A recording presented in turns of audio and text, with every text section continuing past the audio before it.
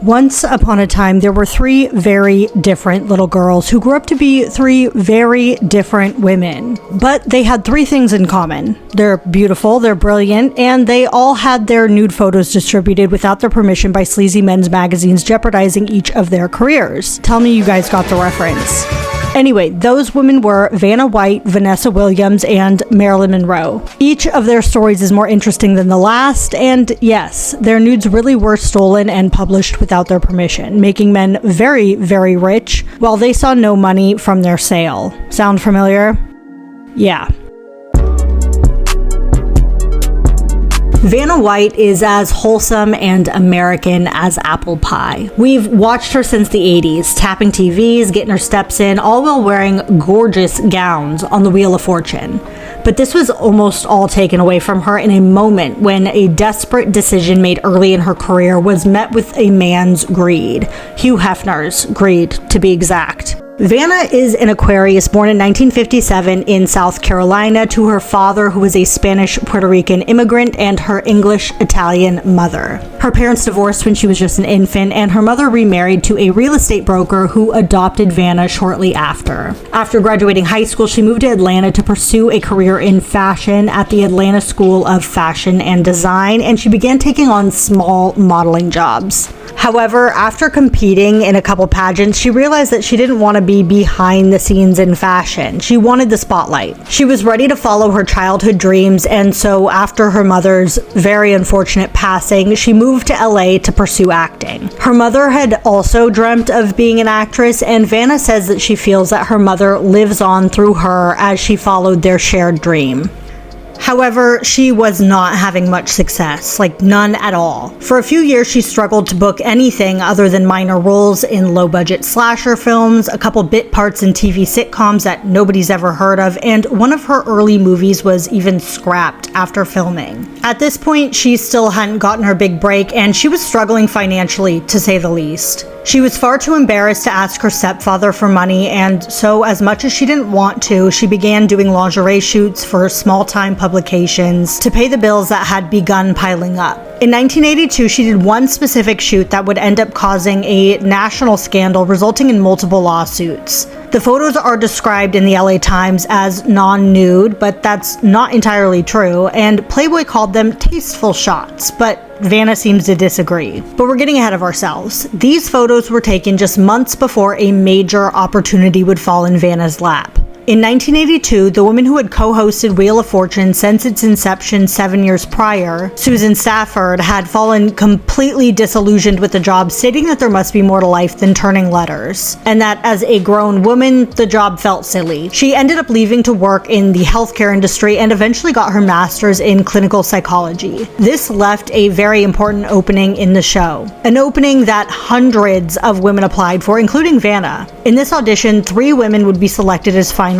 to replace Susan, and as you can guess, Vanna was one of the selected few. Vanna very quickly became a crowd favorite, and shortly after winning her shared spot, she was named the official new co-host. And arguably, Vanna, in addition to Pat Sajak, who had begun hosting the year prior, are responsible for much of the show's success. Wheel had been running for nearly a decade before Vanna was hired and didn't become the force that it was until Vanna took the stage. Her presence on the show was so beloved that a new craze known as Vanna-mania swept the nation. She was quickly offered endorsement deals, graced the covers of countless magazines, and even released a ghost-written autobiography called Vanna Speaks. There were Vanna-branded cookies, frozen yogurt, and a line of Spanish pearls named after her, and in this time, she became engaged to John Gibson, a male model, soap opera actor, and Chippendales dancer after a whirlwind romance. In a few short years, Vanna went from having nothing to having everything. Her dream job, more money than she had ever made up until that point, and thousands of adoring fans, and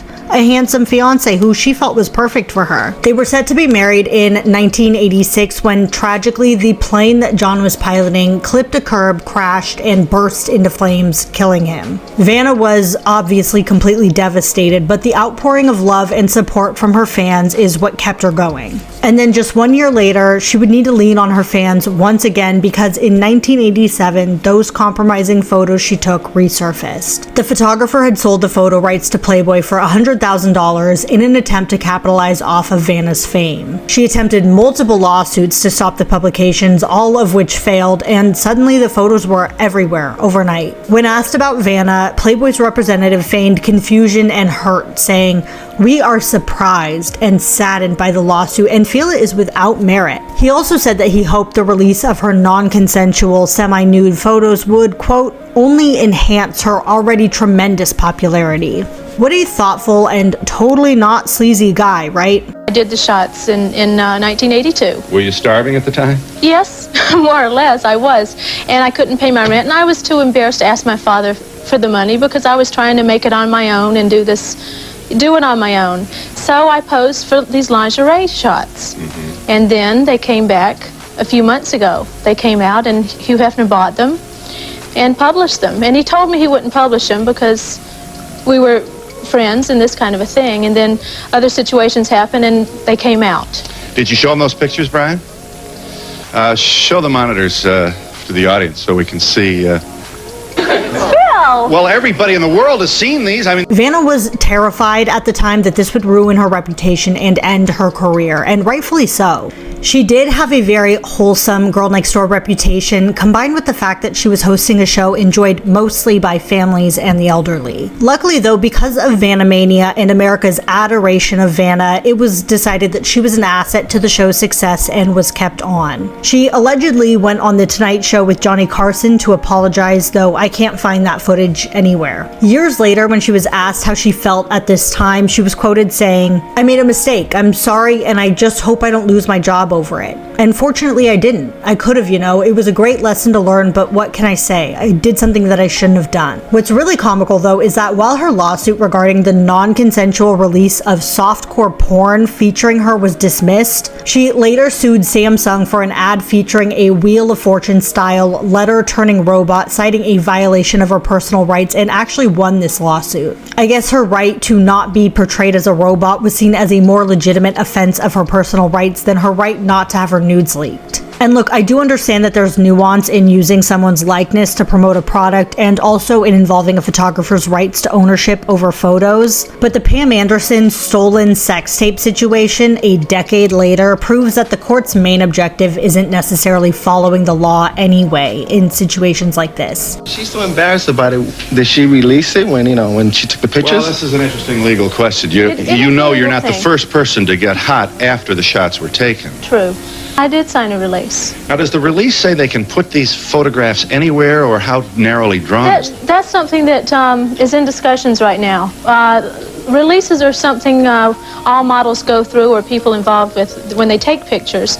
And there's a thin line between where they're published and where they're not published. Yeah. And that's something that's in the courts now. Vanna unfortunately suffered more personal tragedies, such as announcing that she was pregnant with her first child via puzzle on the show, and then later miscarrying, as well as the more recent passing of her beloved stepfather. She did end up finding love again after the death of her fiance, and this relationship resulted in the birth of her 2 children, but later ended in divorce. She's now in a happy relationship with her longtime boyfriend, owns real estate, and holds the Guinness World Record for most frequent clapper, which was estimated at 3.4 million claps as of 2013. She's gone on to do a lot of good as well for herself and for others. She's been an avid crocheter since she was young, and she had her own line of yarn that donated half of its proceeds to St. Jude's Children's Hospital. She also partnered with Spring Air, a mattress company, and together they donated $500,000 worth of mattresses to homeless shelters around the country. She makes large personal donations as well and works with the American Cancer Society, Feeding America, and literacy campaigns. But I know for a fact that she made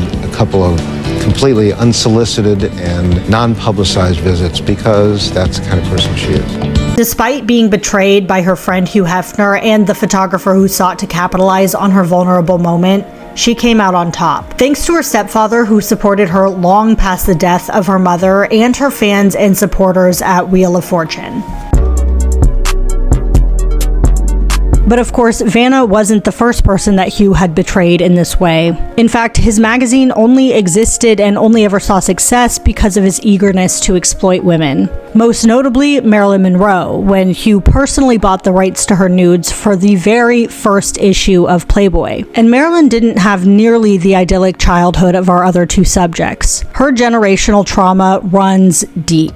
And despite being born Norma Jean Baker, I'm going to be calling her Marilyn throughout the story just for continuity. Marilyn was born in Los Angeles, California in 1926 to a deeply mentally ill mother and an absent father. She is a Gemini and is ethnically Irish, Welsh, and Scottish. Marilyn's family had been extremely poor for generations, her grandparents even moving to Mexico for a short period of time in search of work before moving back to the US when Marilyn's mother Gladys was just a year old. Her father, who dealt with mental illness and addiction, died when Gladys was very young. And because they were so poor, Gladys had been married off to a horribly abusive 30-year-old man when she was just 14 years old. After they divorced, her husband kidnapped her first two children. Gladys later had Marilyn, and while Gladys's second husband was listed on her birth certificate, her real father was confirmed through DNA testing to be Charles Stanley Gifford in 2022. Being a single mother who had already faced quite a bit of abuse, poverty, and loss, Gladys was battling severe mental illness and was unprepared to care for an infant daughter, so put Marilyn into foster care. Despite this, Gladys tried to be in her daughter's life. Eventually, she was able, with the help of the government, to buy a home, and Marilyn very briefly lived with her mother when she was 7. However, this was short-lived, as Gladys's mental illness grew worse and she was hospitalized with schizophrenia. She lived the rest of her days in hospitals, leaving Marilyn essentially an orphan at age 8. Marilyn was made a ward of the state and was passed from home to orphanage, suffering sexual abuse, becoming withdrawn, and developing a stutter. Her foster families would sometimes send her to the movies alone as a child just to get her out of the house, and she became mesmerized by film. And when she realized that being on the screen was a job, she knew that's what she wanted. Acting would allow her to escape her circumstances and become someone else, even if it was all pretend. And so she began dreaming of fame, later saying, quote, "I knew that I belonged to the public and to the world, not because I was talented or even beautiful, but because I had never belonged to anyone or anything else." When she was in junior high, she found herself in a more stable home and began writing for the school newspaper. She moved again to another home just before high school and was again faced with abandonment when her foster family was preparing to move across the country for work, unable to take Marilyn. She had a choice: go back to the orphanage or drop out of school and marry. So just like her mother before her, she married for survival just days after her 16th birthday. However, unlike her mother, Marilyn's husband James was not abusive. He was a young neighbor boy who worked in a factory and was later enlisted as a Marine. I was in love with her personality, her sweetness, her generosity, her looks, the kindness that she had. She was very religious, and she had all of the qualities that I was looking for in a wife. She was a serious person, and she had a sensibility about her that would indicate that she was a vulnerable type person that someone could easily take advantage of. Because she trusted people. Despite him not being a bad man, Marilyn was unhappy and dying of boredom. She stayed in California after James was stationed elsewhere and began working in a factory where she was discovered by a brochure photographer. At this point, she quit the factory job and began taking on very small modeling jobs, much to the disapproval of her husband and his family, who she was now living with. Her agency decided that with her body, she could never make it in high fashion and booked her exclusively for pinup work.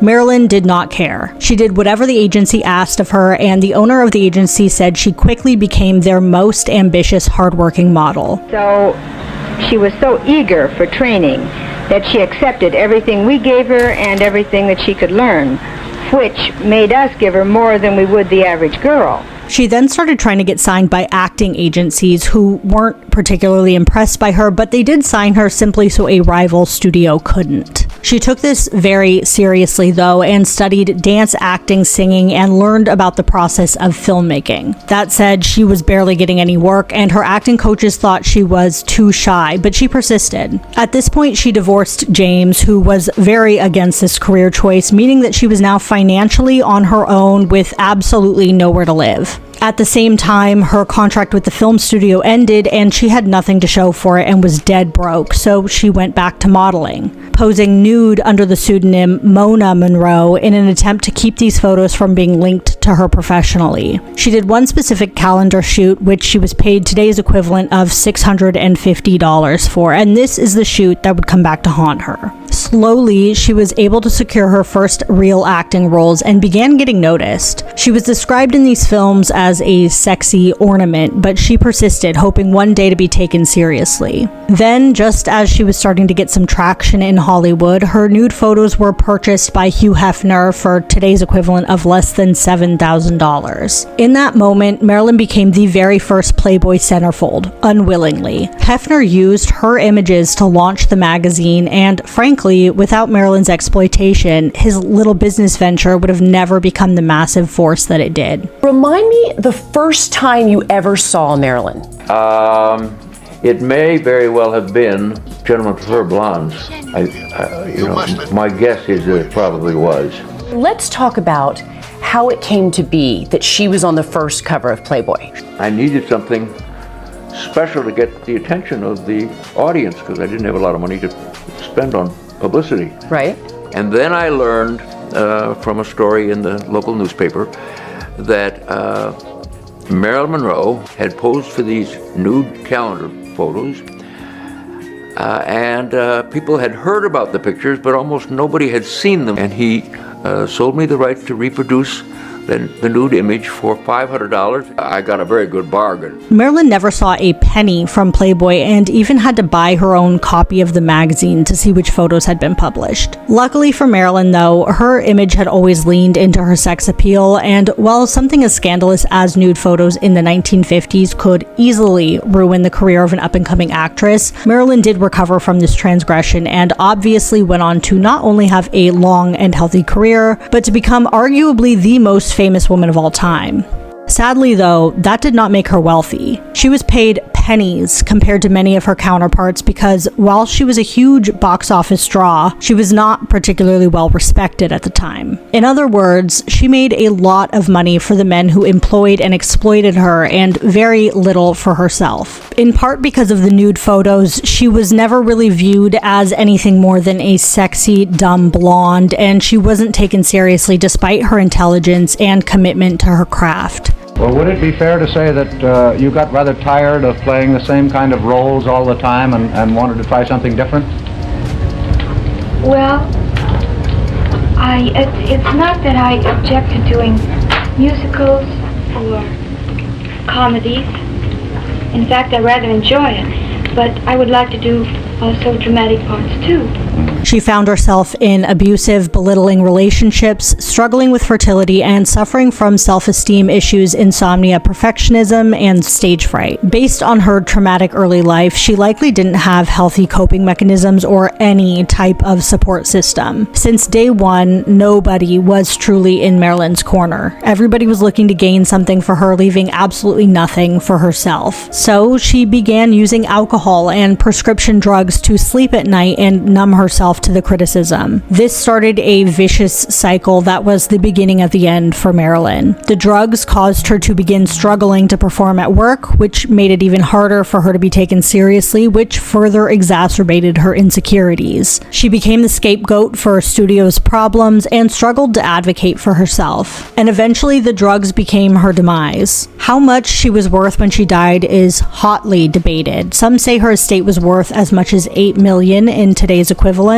Others say she was so deep in debt that she didn't even have enough money for a proper funeral. What is absolutely certain, however, is that the people who exploited her saw much more money profiting off of her than she ever saw in her lifetime. Hugh Hefner alone made approximately $300,000 off the images of Marilyn that launched his career. Marilyn, however, saw less than that for the majority of the films that she starred in. In her will, she gave the very small amount of money that she had to to her mother to pay for her care and to her assistant and her assistant's daughter for her college fund. And her intellectual property rights were split between her therapist and her acting coach. She truly had nobody. When her acting coach died, his new wife, who had never known Marilyn, inherited her rights and made herself a multi-millionaire, selling Marilyn's image and name rights, as well as auctioning off Marilyn's prized possessions, calling it the sale of a century. And of course, to add insult to injury, Hugh Hefner, who had also never met Marilyn and was anything but a friend to her, purchased the gravesite next to her, saying, "Spending an eternity next to Marilyn is too sweet to pass up." Marilyn was so deeply special and so grossly mistreated that she's often reduced down to a very sexy, very mentally ill person. But did she ever really have much of a choice to be anything else? Just about everything she did was for survival. I have an entire chapter dedicated to her life and her mistreatment as a sex symbol in my video titled Reimagining the Bombshell. Now, in Vanessa Williams' story, Hugh Hefner actually isn't the villain, despite the title of the video. I know, very deceptive of me. But I only did that because nobody knows who the heck Robert Charles Joseph Edward Sabintani Guccione is, okay? Forgive me. That said, you might know the magazine that he founded, Penthouse. And Vanessa's story is by far the most hopeful and inspiring of the bunch. Her resilience is unmatched. So let's get into it. In 1984, Vanessa Williams was a rising star on her way to the top and making history along the way. She was just crowned the first Black Miss America at just 20 years old, which she won in part due to the talent portion of the pageant receiving a lot of recognition for her beautiful voice. Shortly after her win, she began receiving guest appearance opportunities on major shows and in between her pageant duties. But actually, in a twist of fate, when Vanessa was born, there was a birth announcement, which was not uncommon at the time. What made it special, however, was that hers declared, "Here she is, Miss America." How cool is that? She had a fairly wholesome upbringing. Her parents met in college and both became elementary school music teachers. She's a Pisces and her ethnicities are listed as Ghanaian, Cameroonian, British, Portuguese, and Finnish. And her great-great-grandfather was actually born enslaved but went on to serve as a legislator in the Tennessee House of Representatives. She was raised Catholic and grew up in a predominantly white upper-middle-class suburb of New York in the 1960s. Growing up, she loved theater and played multiple instruments, including violin, piano, French horn, and studied classical and jazz dance. Her academically inclined parents definitely put an emphasis on school, and when it was time for college, she received several prestigious scholarships, including the Presidential Scholarship to Carnegie Mellon for their theater program, of which only 12 people were granted yearly, which she actually turned down for a different scholarship to Syracuse University. Unfortunately, her childhood wasn't always as idyllic as it appeared on the surface. When she had a guest appearance on Oprah, she revealed that she was molested by a female family friend when she was just a child. She said that she had admired this girl and viewed her as a cool older friend who made her feel mature. Vanessa said that she knew what had happened was wrong and that she wasn't supposed to tell anybody, so she didn't. And this experience left her feeling conflicted, confused, and shameful, and she attributes this moment to her becoming more sexually curious and adventurous later in life. She didn't realize until college the impact and severity of what had been done to her. This promiscuity also led to her having a secret abortion in high school after becoming pregnant. She knew that being a mother at that age was something that she was not prepared for, and that she had a lot more life to live and things to experience before she would be prepared to raise a child to the best of her abilities. While in college, she was actually scouted for pageants. It wasn't something that she'd ever really considered up until that point. The scouts were onto something though, because she was an instant natural. She won her first pageant, Miss Syracuse, in April 1983, took Miss New York the same year, and then was crowned 1984's Miss America in late 1983. It was an absolutely insane 6-month run. Called my mom, said, "Do you think I should do this this pageant?" She said, "Is there scholarship money?" I was like, "Yeah." I was like, "Well, then do it." My parents didn't even come. I sang a song from that I'd done in performance class. My friend played the piano. I got a bathing suit down at our local department store, and won Syracuse in April, went to the States, sang the same song or the same stuff, won New York State in July, and then I was on my way to Atlantic City in September. and won everything. But unfortunately, after her win, she was met with so much racist backlash and so many death threats that snipers had to be hired to protect her at appearances. Negative response when you first became Miss America from black people who were saying you were not black enough. I heard one theory that they had rigged the lighting so all the black girls looked lighter than they ever had that year. But then being in Selma, Alabama, and having police outside my motel room 24 hours because I was black and getting death threats.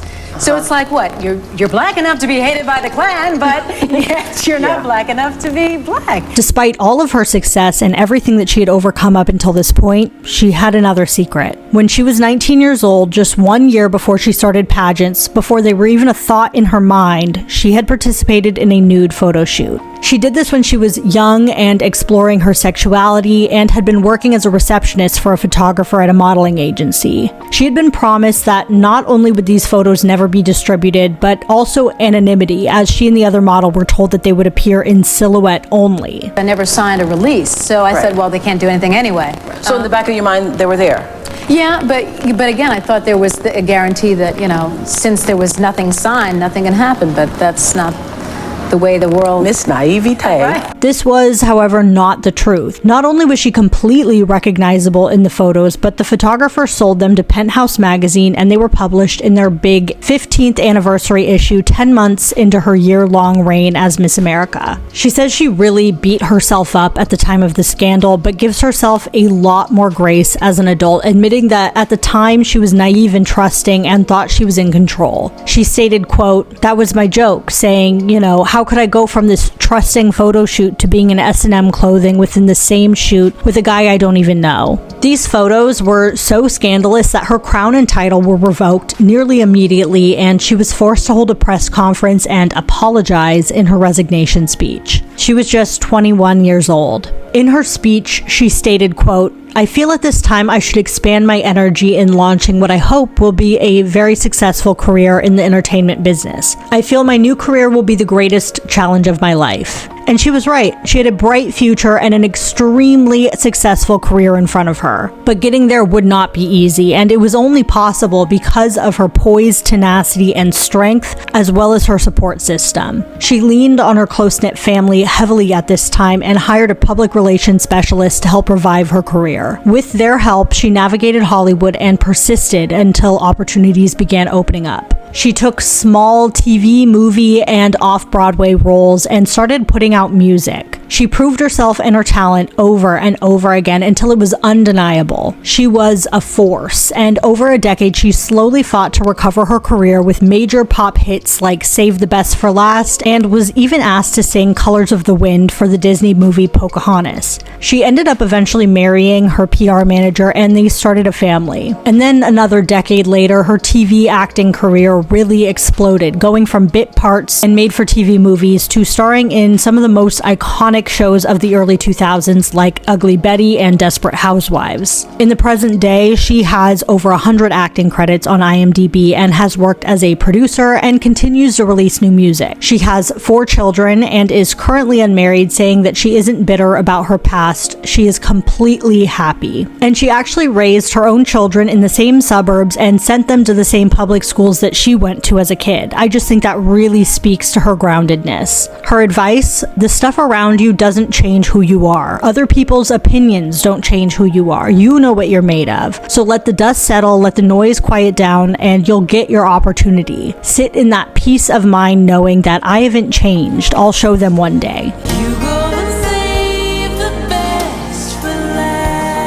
So that is the story of 3 very impressive, very different women, and I was going to add a chapter in for both Hugh Hefner and Robert Guccione, but it got a little dark too fast, and I decided to let these ladies shine instead. That said, I've already done a good chunk of that research, and if you want that video, I will make a part 2 for them. Let me know below and tell me whose story shocked you the most. I know it's been a while since my last video, but I'll be back soon, probably, with another video essay, so don't forget to like and subscribe, and I'll see you then. Thanks for watching. Bye!